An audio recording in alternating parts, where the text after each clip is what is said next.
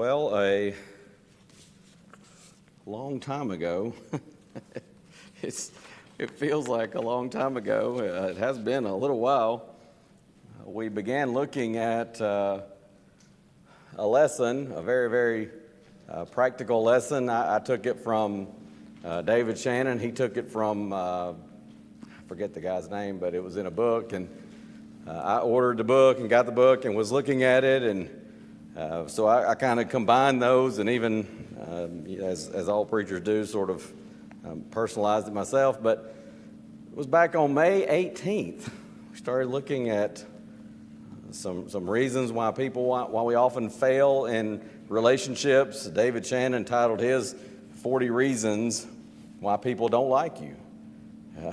These are reasons why we might struggle in relationships, or why folks might not like us. I was telling a few different people in the intervening time, I might have to add an additional one, why people don't like you, if you start a series of lessons and then go 6 weeks in between.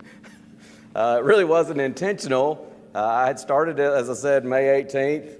Then the 25th was Memorial Day weekend. I knew we had a ton of people out of town, and so I hated to just continue that when I knew so many people were out of town that were here when we began it. We had a guest speaker on the 1st. I was away the evening of the 8th, and then I was away last week. The 15th, we had, again, so many of our people away at Camp Negahee, and I was away last week in a meeting in Childersburg, Alabama. So here we are 6 weeks later. But we're looking at it, and by the way, in the intervening time, I looked at a couple of these that were really 3 that were super, super similar, so much so that I ended up combining a couple. And then I took one of those that had been combined with another and replaced it with an additional one that I thought just needed to be added, that I didn't find in either of those guys' lists, that I thought, well, and if I'm telling the truth, I added that one for Chad, because this is part of this is us looking inward. In fact, it was iterated in our opening prayer this morning, that God would help us to sometimes take a step back, look in the mirror of God's Word, and do some self-examination. And that's kind of what this series of lessons is about. Again, it's really one lesson, but we're looking at now 38 reasons why we might struggle in relationships, or if you want to use the term 38 reasons why people may not like you. But we ought to desire to get along with others, to be known as wise people, godly people, but also to be known as likable people. A good name is rather to be chosen than great riches, Proverbs 22:1 says, and loving favor rather than silver and gold. I've seen or heard and been around sometimes people making the statement, something to the effect of even Christians sometimes making the statement, well, I really don't care if people like me. Now, we should not care if people like us in spite of trying to be likable and trying to be people that are wise as serpents, harmless as doves, but we can certainly get too hung up on what other people think. And don't get me wrong, I'm not saying we should be hung up on what other people think, but at the same time, we ought to desire to be likable people. The book of Acts, chapter 2, at the establishment of the church, the very last verse of that chapter says, praising God and having favor with all the people. And the Lord added to the church daily such as should be saved. But the early church, they had favor with the people. And that sometimes would grow, sometimes that would wane. And we can never compromise truth for favor with men. But at the same time, we should desire to be folks who get along, because some people are just miserable to be around. I don't want to be one of those people. I don't think, surely we don't want to be anybody here. Certainly we don't want to be like that. But thought about this verse, Proverbs 17:12, let a bear robbed of her whelps meet a man rather than a fool in his folly. There's certain people you just don't want to be around. Let's don't be that person. But relationships are the fabric of life. And so if I'm struggling with relationships or if people don't like me, there's generally a reason. It might be the case that somebody just doesn't like me because I'm taking a stand for what is right. We see that with the Lord himself. Jesus did no wrong. He was perfect in all his ways, all his behavior, all his thoughts, all his relationships. And yet there were those who did not like him.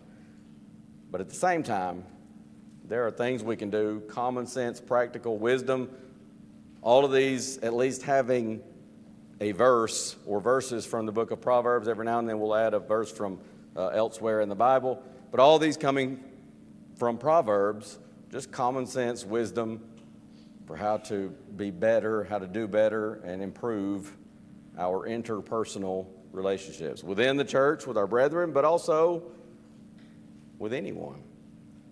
And so here are these reasons. I'm going to hit the first 5 very quickly because we covered those in the last session, but because it's been 6 weeks, I will bring those up at least so you can see these, and then we'll go forward from there. First reason we mentioned, are you a loner? Sometimes people have kind of a loner mentality, and yeah, you're going to struggle in relationships if you're a loner. Proverbs 18, verse 1, 3 different renderings here. Through desire, a man having separated himself seeketh and intermeddleth with all wisdom.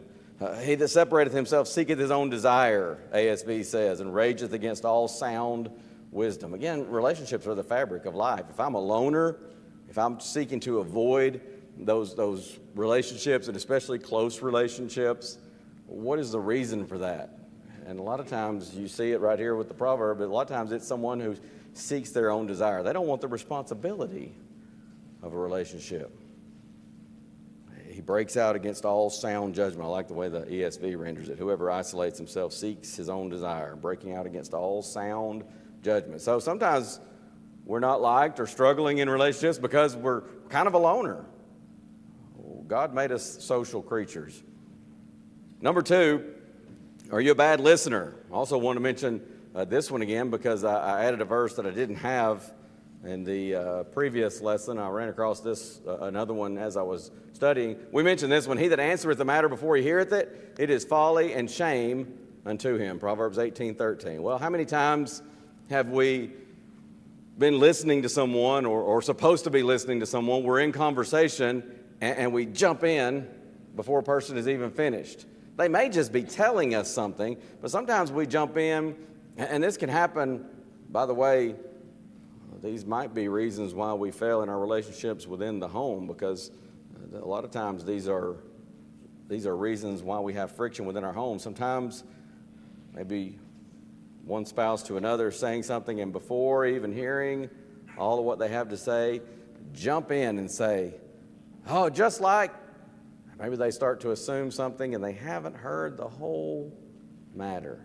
He that answers a matter before he hears it, that's folly. And it's shame. Don't be a bad listener.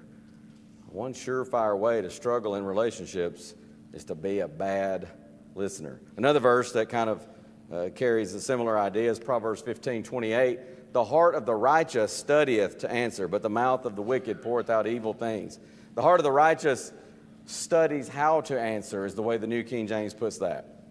In other words, here's a person that hears and is not going to just immediately respond. They're going to really listen, and we might even use the term pause to process what has been heard. And we talked about this in a lesson spent several months back, but talking about communication in marriage, how it sometimes is helpful to say to a spouse, but it's also helpful in any relationship to kind of take that step back, that figurative step back, and say, so what I hear you saying is, what I understand you to be saying is, and as we pointed out in that lesson, it's kind of amazing sometimes how often you say that, and the person on the other end says, no, that's not what I'm saying at all. And they may realize they didn't communicate it very well to begin with. You may realize I didn't listen very well to begin with. But just by that simple statement of, well, what I understand you to be saying is, or what I'm hearing is, you've been able to clarify a misunderstanding. Now, don't be a bad listener. That's a surefire way to fail and struggle in relationships. Number 3, do you give your opinion before anyone even asks, before being asked? This is a struggle sometimes, isn't it? Maybe we hear something and feel like we know, and that kind of goes sometimes with being a better listener. Sometimes we haven't really heard what's being said, and we're ready to jump in with an opinion, but we haven't really understood the matter. Proverbs 10, verse 19. Uh-oh. I got my bullets. My animation's wrong. I'll go ahead and mention this one. Proverbs 12:23. A prudent man concealeth knowledge, but the heart of fools proclaimeth foolishness. A prudent man conceals knowledge. He doesn't always have to just interject and tell everybody every single thing that he knows. In the multitude of words there wanteth not sin. Sin is not lacking, the New King James says, but he that refraineth, or again, New King James says, restrains his lips is wise. That's the Proverbs 10:19 that I mentioned just a moment ago. In the multitude of words, sin is not lacking. Sometimes I don't have to always insert my opinion. I don't always have to jump in and give my opinion on something, even if I may think that I know. And sometimes that causes problems, because sometimes even situations where somebody's kind of like, well, I was over here talking to this person, and here comes Chad just giving his opinion on the matter. Didn't anybody even ask? Just jumped right in there. Proverbs 18:2 says, a fool hath no delight in understanding, but that his heart may reveal itself. The ESV says it this way: a fool takes no pleasure in understanding, but only in expressing his opinion. He's not going to take the time to understand. It may be that he walks up on a conversation, he's only gotten the tail end of it, and all of a sudden he starts to express his opinion. Most of us have been there in a situation like that where that's happened. And maybe you and the others there's with you, you're kind of like, who is this guy? What's he doing? Or maybe somebody that you know, and you're kind of like, well, here he goes again. Here she is again, just jumping in to give her opinion. Nobody even asked, and they haven't even taken time to understand what we're talking about. That's a surefire way to struggle in relationships. Number 4, are you argumentative? It's an honor for a man to cease from strife, Proverbs 20, verse 3 says, but every fool will be meddling. ASV says it like this: it is an honor for a man to keep aloof from strife, but every fool will be quarreling. It's just an argumentative person. That's a foolish person. Just always wanting to get into some kind of an argument. And my dad would sometimes say, talk about somebody that would argue with a signpost without a sign. And that's kind of the idea. Just somebody just argumentative. They'll argue almost anything. Sometimes Dad would say, oh, I think so-and-so, he's so argumentative, you could tell him, we'd be talking, it'd be middle of the day. He could say, you could tell him it's daylight outside right now, and he'd argue and try to convince you that it's night. Some folks are just argumentative like that. 26:17 of Proverbs says, he that passeth by and meddleth with strife not belonging to him is like one that taketh a dog by the ears. If you've ever taken a dog by the ears, you know that's not something that's going to go very well. They don't like that very much. And the proverb says, the wise man says, the one who gets involved in strife that's not belonging to him just because he wants to jump in and be a part of that argument because he's an argumentative person, that's foolish. It's about as foolish as taking a dog by the ears. Matthew 5:9, Jesus says it this way: blessed are the peacemakers. And as I've heard numerous preachers point out before, P-E-A-C-E, peacemakers, not P-I-E-C-E, peacemakers. But the peacemakers will be called the sons, the children of God. So don't be an argumentative person. If we are argumentative, that's a surefire, guaranteed way to cause people not to like you and struggle with relationships. And then 5, are you unforgiving? Are you an unforgiving person? Look, there's not a single one of us who can say, I don't ever need forgiveness. That being the case, and being someone who, if I've messed up, if I've done wrong, not a situation where I've done wrong and I just refuse to admit it, or I act like no big deal if I've hurt somebody's feelings or if I've wronged someone, but having said, hey, I'm sorry, please forgive me, I want to be forgiven. Well, Matthew 7:12, the golden rule, all things therefore whatsoever you would that men should do unto you, do ye even so to them. That demands that I extend that same Christian courtesy to others. But sometimes people are not very forgiving. Proverbs 19:11, two different versions here. The King James says, the discretion of a man deferreth his anger, and it is his glory to pass over a transgression.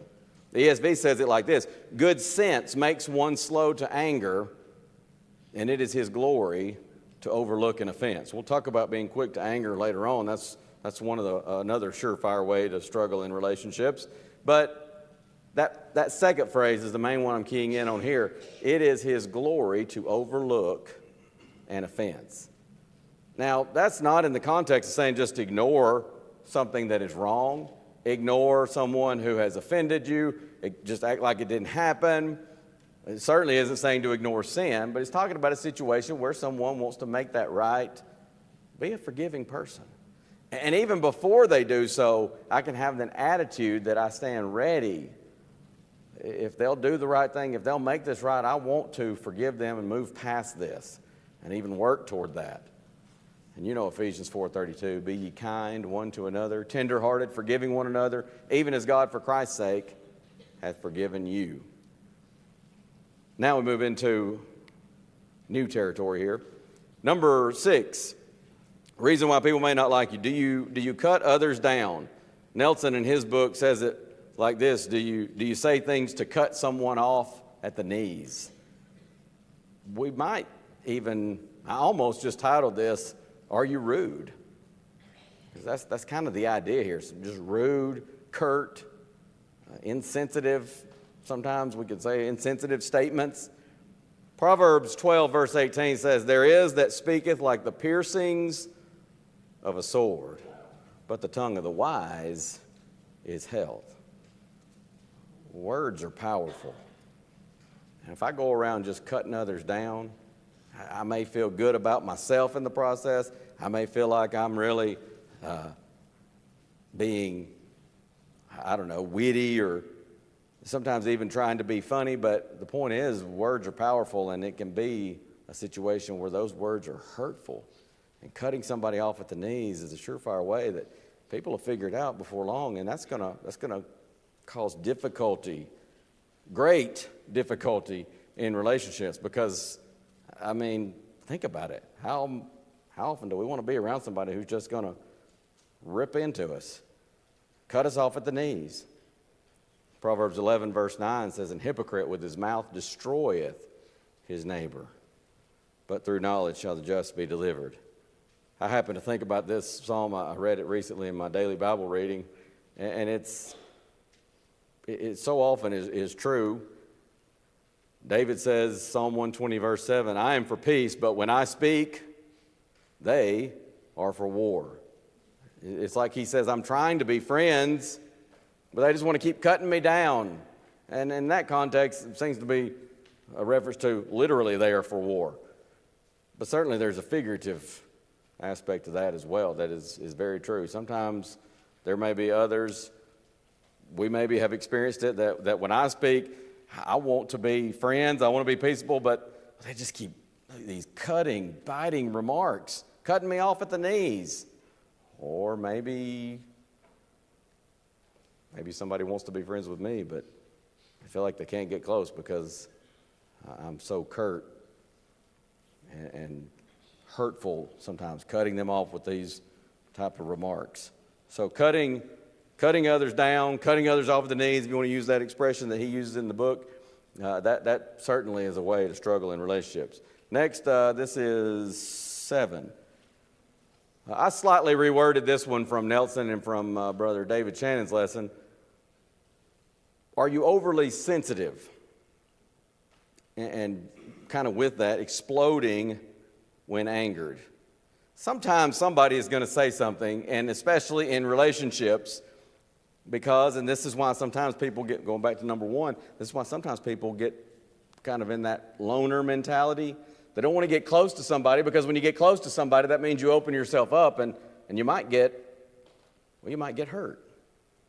So some folks, their solution is, and it's no solution at all, but their so-called solution is, well, I just won't get close to people. Well, there's times when people are going to say something that will, it may hurt, and it may be that I'm just taking it the wrong way. And again, there's the advantage of sometimes just stopping and saying, well, am I understanding correctly that what you're saying is, and you may find out they say, oh, no, that's not what I meant at all. And I may find out that I was being overly sensitive, or maybe I was just reading it wrong. But sometimes there'll be something that actually does hurt, and it might not be intentional. It might be something that hurts in the moment, but I realize in retrospect, after a little time to process and think on it, that I needed to hear that. But Proverbs 12:16 says, a fool's wrath is presently known, but a prudent man covereth shame.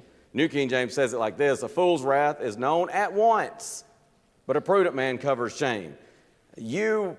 If you say something that stings a foolish person, that raises his ire just a little bit, you know about it, because he's just going to explode. Overly sensitive. We've all been stung by remarks before, but sometimes I might think on that and go, hey, that was really rude. And the more I think about it, the more I say, well, what if he meant this? What if he meant that? Maybe he didn't mean that the way I took it. But this foolish person, this overly sensitive person, as soon as they perceive that, boom, they gotta attack it. That's going to be a way that you'll struggle in relationships. It'll cause people to sort of stay away because they're going to fear the dragon's breath. I better watch out, Chad. If you say the wrong thing, man, he'll just blow up on you. Be careful. And here's the thing about if we're overly sensitive, and boy, this hits hard when it comes to our home lives. There's a proverb in Proverbs 18:19, and it says this, a brother offended is harder to be won than a strong city, and their contentions are like the bars of a castle. We could just as easily say a wife offended, a husband offended is harder to be won than a strong city. A child offended is harder to be won than a strong city. It's difficult because trust can't be restored in those situations with just a simple, well, hey, look, what do you want me to do? I said I'm sorry. Because even when that's forgiven, the damage, it often stays around. It lingers like shrapnel from a grenade. The grenade can go off and boom, it's done. But that shrapnel, if it's embedded in your body somewhere, it's not over, is it? And boy, this is one we really need to be careful, because if we're overly sensitive and just explode at that first little bit of perceived offense or anger, man, that's gonna cause problems in our relationships. Number 8, are you too blunt? Sometimes if we're too blunt, and we've talked about this before, that, well, I'll just go ahead and pull the proverb up. Proverbs 29:11. A fool uttereth all his mind, but a wise man keepeth it in until afterwards. Sometimes, I've heard it, not recently, but I remember years ago, it was somebody, and I can't even recall for sure if it was, I want to say it was a member of the body of Christ, but I can't remember for sure. But I remember this person saying very much with pride, you know what, I'll tell you something, I say what's on my mind. I just tell people what I'm thinking. Well, the Bible says that's a fool. And looking at different translations of this, you get a clearer idea. New King James says a fool vents all his feelings. ASV says a fool uttereth all his anger. A wise man keepeth it back and stilleth it. ESV has it this way, a fool gives full vent to his spirit, but a wise man quietly holds it back. I like the ESV and the New King James here because it gets the idea that this goes beyond just anger. We've talked a little bit in the previous one about explosive anger, and we'll even have another one where we just talk about the idea of uncontrolled anger. But here it's the idea of just whatever you're thinking. Maybe somebody comes up and says, "What do you think of my new car? What do you think of my new shirt, my new shoes?" And you go, "They're hideous." Well, that may be what you're thinking, but you don't always have to say what you're thinking. If you're going to hurt somebody, that's a pretty mundane example, but you get the idea. Sometimes that can be a situation where the answer to say what you're thinking is hurtful. The preacher might say, "What'd you think of that sermon?" You say, "Boy, it was just one of the worst I've ever heard." Well, you might hurt somebody. Again, that's a mundane example, but we get the idea. I don't always have to say what I'm thinking. It could be a situation that's pretty small, but sometimes this is in bigger matters. Now, I certainly can't rightfully tell a lie and say, "Boy, the best I ever heard. What do you think of this?" "Oh, I love it." Well, don't lie. But I don't have to say, "Oh, I just think it's horrible. I just think that's awful." And sometimes, and I mean, again, we've all been in a situation like that, dealt with a person like that. It's not just you ask their opinion on something and they say something that is, they really told you what they thought, but then they continue to tell you what they think. And they go on. I mean, it's not just bad, it's atrocious. I mean, what were you thinking? And it's like, whoa, I got it, okay? Sorry I asked. You know what I'll never do again? Ask that person. I'm going to avoid that person because, man, that person's rude. They're so blunt, they're just rude. If you're too blunt, don't be dishonest, but you don't always have to say everything that's on your mind. Proverbs 14:33 says, "Wisdom resteth in the heart of him that hath understanding, but that which is in the midst of fools is made known." In other words, whatever's on his mind comes out in his speech. If he's thinking it, he's saying it. That's foolish behavior. I don't always have to tell somebody what I'm thinking. I've been in Bible studies before when might be going through one of those little booklets. It might just be a general question asked. And I might be thinking, they ask a question, I might be thinking, I don't know where you got that. And I'm kind of like, I don't even know where this came from. It seems like it kind of came from left field. But I'm not going to say, "Now, where on earth did you get that?" I tell you what, I've had some strange questions in Bible studies before, but you might have asked the strangest one I've ever heard. I don't know what you were thinking. How is that going to go over? It wouldn't go over well in that situation. It doesn't go over well in friendship. It doesn't go over well in the home, with our brethren, and on, the workplace, on and on we could go. We don't always have to tell everything that's on our mind. Next, this will be number 9. Oh, here's a surefire way to fail in relationships. Here's a surefire way to guarantee people do not like you. Do you drop the ball when others rely on you? Sometimes others, maybe it's just in the sense of a favor. It might be in the sense of workplace. It might be in the home. But what about when others are relying on us? Do we drop the ball?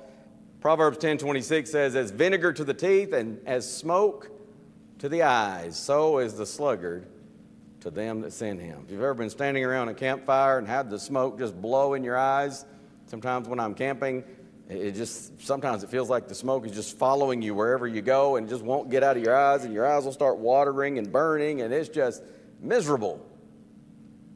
The wise man says, that's what the sluggard is like to those that send him. He's going to drop the ball when you're counting on him. How close are you going to get to a person like that? How often are you going to ask them when you need a favor, when you need help? when you can't rely on them. Now, contrast that with Proverbs 25, verse 13. As the cold of snow in the time of harvest, so is a faithful messenger to them that send him, for he refresheth the soul of his masters. There's the contrast. Like smoke in the eyes, vinegar to the teeth is the sluggard to those that send him, because he's going to drop the ball. But by contrast, this faithful messenger, he refreshes the soul of his masters. He refreshes the soul of his friends, of his spouse, of his children. On and on we could go. That's a surefire way to fail in relationships if we just constantly are dropping the ball. 25:19 says, confidence in an unfaithful man in time of trouble is like a broken tooth and a foot out of joint. And then Proverbs 26:6 has this to say, he that sendeth a message by the hand of a fool cutteth off the feet and drinketh damage. It doesn't take people very long to figure out if I'm a person who just drops the ball every time somebody's counting on me. And it will damage relationships, especially when I have been given a task. Sometimes in a workplace situation, I may not want the task. I may not be going, yeah, pick me, but I'm given it. But when I'm asked to do something, this may be in the home, this may be in a church situation, it may be with a friend, and I'm asked to do something and I go, yes, I will do that, but I drop the ball and I don't get it done. Oh man, that is damaging and hurtful to relationships. Make sure we're people that others can rely on. Next, number 10. Are you a selfish person? We'll talk about later on a self-centered person. There's a slight difference here, and you'll see that when we get to that other one. But are you a selfish person? Proverbs 11:24 through 26, it says, there is that scattereth and yet increaseth. There is that withholdeth more than is meet, but it tendeth to poverty. The liberal soul shall be made fat, and he that watereth shall be watered also himself. He that withholdeth corn, the people shall curse him. But blessing shall be upon the head of him that selleth it. Nelson, in his book, makes comparisons with, Ebenezer Scrooge, that type person, that just very greedy, selfish type. But it doesn't necessarily have to be greed in the form of money. It's just a kind of a selfish mindset. You see the New King James rendering there. There is one who scatters, yet increases more. He's giving, and yet he's getting back as much, usually more, than what he's giving. There's one who withholds more than is right, but it leads to poverty. He's trying to keep it all for himself, and yet, instead of his intention, I can't give to you. I may end up I'm going to go poor trying to help you out, give to you. And yet, by withholding that, he still ends up tending toward poverty. Amazing how that works, isn't it? And he says, the generous soul shall be made rich. He who waters will also be watered himself. But the people curse him that withholds grain. He's just selfish. Agree, I'm not going to sell that. Again, that idea of just storing it up. Jesus talks about the rich man. He had this just bumper crop. And he says, I'm going to tear down my barns and build bigger barns. And just being selfish. He says, this night thy soul shall be required of thee. And then who's going to get your stuff? Blessing will be on the head of those who sell it. In other words, we're not just selfish type people. Next, do you make fun of other people? It's a surefire way to end up with people not liking us because, hey, people aren't dumb. They begin to figure out, wait a minute, if Chad's over here talking to me and he's making fun of this person, well, I know he's also friends with that person over there. So, it doesn't take a whole lot of brains to figure out if he's doing that. Then when he's over here talking to this person, he's going to be talking about me. He'll be making fun of me. It's not just that situation either. There's a verse in Proverbs 17, verse 5 says, whoso mocketh the poor reproacheth his maker. Making fun of people, making fun of the poor. He that is glad at calamities shall not be unpunished. Making fun of people who fall into misfortune and things like that. We noticed Proverbs 12:18 earlier. There is that speaketh like the piercings of a sword, but the tongue of the wise is health. Not just making fun of people. New King James rendering there, the tongue of the wise promotes health. When we make fun of other people, again, people are smart. They start to figure it out. And I know if somebody is making fun of others to me, they'd just as soon, just as easily turn around talking to someone else and make fun of me. Nobody likes that. We don't want that. We wouldn't want somebody to do us that way. So we need to work to avoid being that way toward others. It's a surefire way to struggle and fail in relationships. And then let's look at one more here. Are you a two-faced person? Oh, a two-faced person will always struggle in relationships. That's a surefire way not to be liked. And again, sometimes it's a little harder to figure out, but generally it's not that hard to figure out. It doesn't take a whole lot of time to figure out. Somebody is one way to my face, another way behind my back. And I don't think two-faced needs any explanation, but that's kind of the idea. One face over here, talking to someone, another face over here, another behavior over here when that person is not around, when I'm away from them. Several verses in Proverbs 26, 24 through 28 here. He that hateth dissembleth with his lips. Dissembleth there is the idea of, that's the idea of hypocrisy, two-faced. He layeth up deceit within him. When he speaketh fair, believe him not, for there are 7 abominations in his heart. When he says nice things to you, don't believe it, because he's two-faced. And again, maybe we've been in a situation where we've been guilty of that, but more than likely, most, if not all of us that have been around for very long, we've been in a situation where somebody would, they're very nice to us, only to find out later on they've been saying some awful things behind our back. That's going to cause problems in relationships. Hatred covered by deceit. He goes on to say here in Proverbs 26, whose hatred is covered by deceit, his wickedness shall be showed before the whole congregation. Whoso diggeth the pit shall fall therein. Well, that two-faced behavior, that hypocritical behavior has a way like Wile E. Coyote. He rolls that rock right to the edge of the cliff, and he waits for a roadrunner to come by, and he's got it rigged up, and something doesn't seem to work. And y'all know Roadrunner cartoons, right? I don't know the young ones still watch Roadrunner anymore, but he'd have that thing rigged up and it didn't work, and then he gets under the cliff and he's like, "What's going on with this thing?" And about that time he just gets smashed by that rock. Or he digs a pit, and he's got the Roadrunner's going to come, and he covers it up so like a facade of a floor there, and he's going to just fall in the pit, but he just goes right over it. He's like, "Well, what's going on?" And inevitably Wile E. Coyote ends up falling in the pit. And my Bible from Memphis that I had when I was in preaching school, I've got written by this verse in that Bible, Wile E. Coyote. Because Brother Cates, he was teaching Proverbs one day, and he said, y'all ever seen Roadrunner? Y'all ever watch those Roadrunner cartoons? And so, Wile E. Coyote, you dig a pit, you fall therein, has a way of coming back on us, in other words. He that rolleth the stone, it'll return upon him. That was another one I saw one time. He has this stone on a hill, and he's got it just barely where he can just pull a rope or something, that thing's going to come down, and inevitably he ends up getting, the stone rolls on him. A lying tongue hates those that are afflicted by it, and a flattering mouth worketh ruin. There's a difference in flattery and complimenting somebody. Complimenting is sincere. Saying nice things to someone when it's sincere, that's not flattery. Flattery is the two-faced, hypocritical behavior. I don't mean it. I'm trying to get somewhere. I'm trying to be deceitful. Maybe I'm trying to work it to my advantage.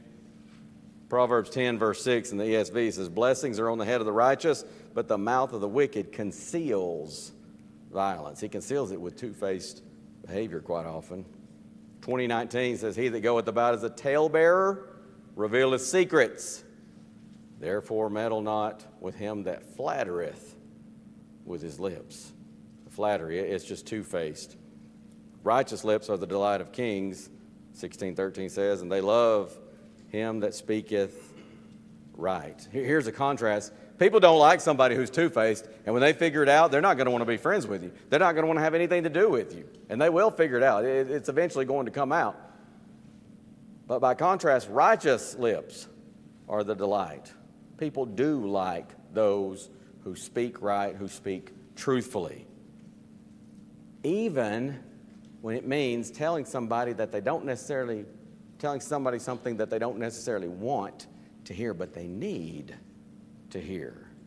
And we've all been there, where you hear something and maybe at first it stings and maybe even upsets you a little bit at the beginning, but then you realize, I needed to hear that.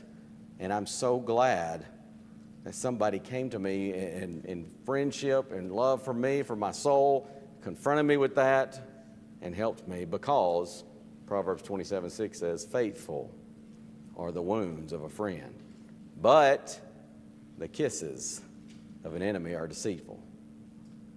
Why are the kisses of an enemy deceitful? Because he's two-faced. That's not a friend, that's an enemy.